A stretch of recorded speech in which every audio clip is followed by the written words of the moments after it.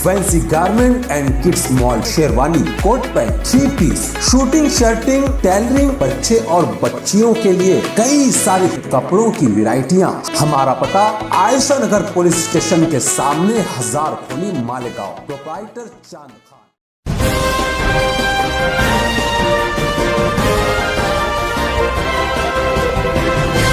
मानव समाचार, मानवता के हक में।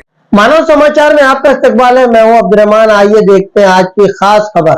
आज शाम 5 बजे गिरना नदी में गिरना पुल के नीचे खिड़की के पास नहाने वाले बच्चों ने देखा कि एक लाश ऊपर से गिरकर आगे पानी के बहाव में तेजी से बहती हुई चली गई। उजैम नामे एक बच्चे ने इसकी इत्तला किला तैराक ग्रुप के सदर अतर हुसैन उर्फ तारे को दी, जिसके बाद तैराक ग्रुप के नौजवानों ने इस लाश को ढूंढने का बीड़ा उठाया।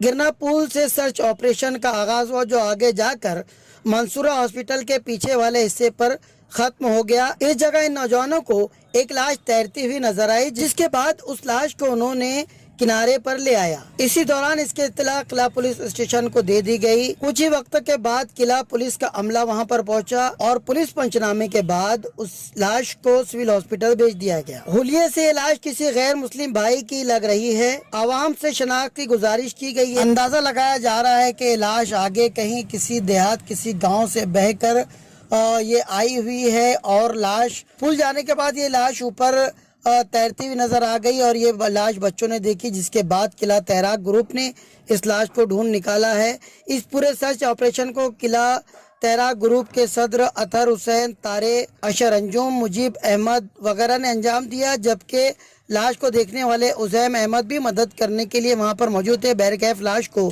मालेगांव जनरल हॉस्पिटल यानी सिविल हॉस्पिटल में रखा गया है।